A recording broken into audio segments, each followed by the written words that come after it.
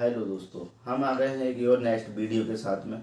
आपको फिर से हम बताने वाले हैं कि हमारे जो दोस्त भाई जिनको मोबाइल या कोई भी सामान बजाज फाइनेंस कंपनी से फाइनेंस कराते हैं, तो उनका जो है सही टाइम में किस्त ना पेड करने पर कितना बाउंस चार्ज लगता है।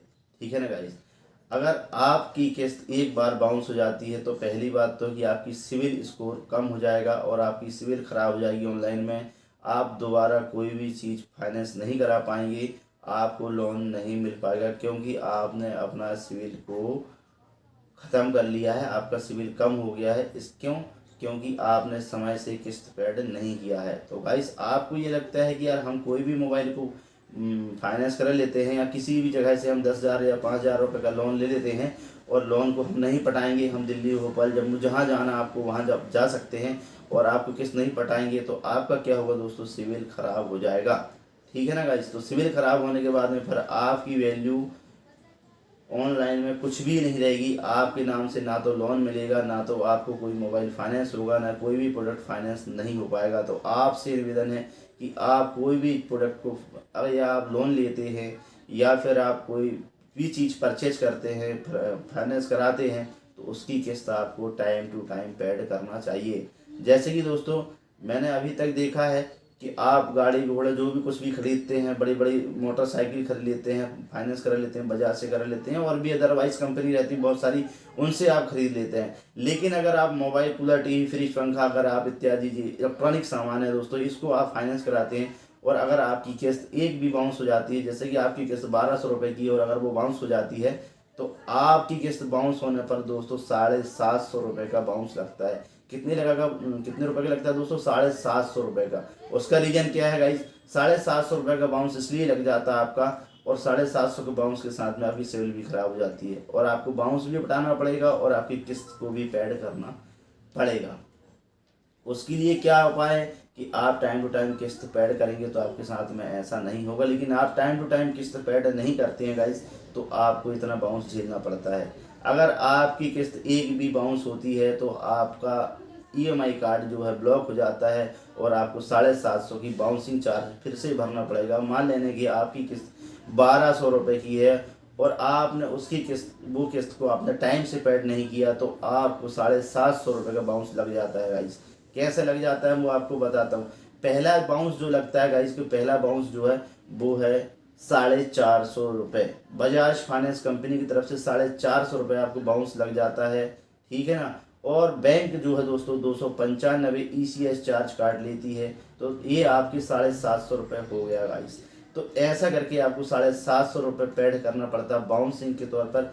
और आप जैसे ही मोबाइल परचेज करते हैं 10,000 रुपये का और वो पहुंचता है आपका 12,000 रुपये का। 12,000 पहुंचने के बाद में अगर आपने एक भी किस्त को बाउंस कर दी 750 रुपये, वो हो गया गाइस आपका लगभग एक भी, तो 750 वो हो गया 12,750। तो आपका गाइस मोबाइल 10,000 रुपये का है और आपने उसका कितना दे दिया एडवांस? 2,750 रुपये आपका एक्स्ट्रा लग गया। अगर दूसरी किस्त फिर बाउंस हो जाती है गाइस, तो आपको फिर 750 रुपये देना पड़ेगा और ऐसी स्थिति में आपका मोबाइल 10,000 का कितने पहुंच जाएगा गाइस?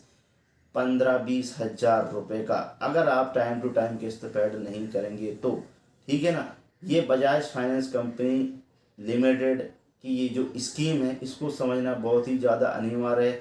अगर आप बजाज फाइनेंस कंपनी से कोई भी मोबाइल या कोई भी चीज़ परचेज कर रहे हैं, परचेज करवाना चाह रहे हैं, तो आप इन बातों का ज़रूर ध्यान रखें गाइस कि आप कोई भी चीज़ को फाइनेंस कराने से पहले उसके बारे में उसको अच्छे से समझ लें। क्योंकि आपको अगर इन बातों को समझ लेंगे तो आपको दिक्कत परेशानी नहीं आएगी और आपकी सिविल अच्छी बनी रहेगी और आपका सिविल के साथ आप बाकायदा सब कुछ कर सकते हो और आपकी सिविल अच्छी ही अच्छी रहेगी और आपका किस्त भी टाइम टू टाइम पेड करते रहेंगे, तो सब कुछ अच्छा होगा गाइस और किसी प्रकार की समस्या नहीं आएगी। मेरे पास कस्टमर को फ़ोन आते हैं कि सर हमने तो जो मोबाइल को परचेज किया हुआ था इसमें हमने हमारी किस्त जो है हमने 2 तारीख को लेके आ गए, अब आप पेड कर दीजिए। सर अब मैं कहाँ से पेड कर दूँ 2 तारीख को, क्योंकि 2 तारीख ऐसी डेट होती है जो अकाउंट से कटती है और 2 तारीख को किस्त पेड नहीं होती है।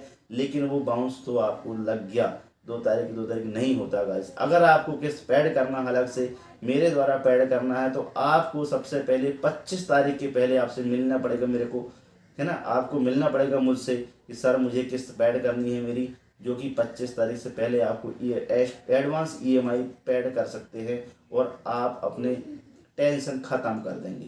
ठीक है ना। 25 तारीख से पहले जब भी आप एडवांस किस्त पेड करेंगे दोस्तों, उसमें बाउंस लगेगी ना, तो अकाउंट से पैसा कटेगा आपका अतिरिक्त। आप टाइम टू टाइम पेड करते रहेंगे और आपकी किस्त आराम से पेड हो जाएगी, किसी प्रकार की समस्या नहीं जाएगी। 26 तारीख जाएगी, कभी कभी डेट बढ़ जाती है दोस्तों 26, 27, 28, लेकिन मेरे कस्टमर ऐसे हैं जो 30 तारीख को भी एडवांस करते हैं, जिनके पैसे अकाउंट से कटता है लेकिन वो भी उनके पास एक्सेप्ट नहीं हो पाया और उनको बाउंस चार्ज लग गया। तो मैं आपसे निवेदन करता हूं दोस्तों कि अगर आपके पास अकाउंट से बैलेंस कटता है तो आप 30 तारीख के पहले पैसा जमा कर दें अकाउंट में। अगर अकाउंट से पैसा नहीं कटता है तो आप 25 तारीख के पहले एडवांस EMI करके फ्री हो जाएं, ताकि आपका अतिरिक्त चार्ज ना लग पाए। ठीक है ना गाइज। आप फोर व्हीलर परचेस करते हैं 10 लाख रुपए की और उसकी किस्त मान लो आपने 10,000 रुपये भरना है, तो वो क्या होता है गाइज, उसकी इतनी बाउंस नहीं है, 750 उतनी बाउंस मोबाइल में रहती है गाइज।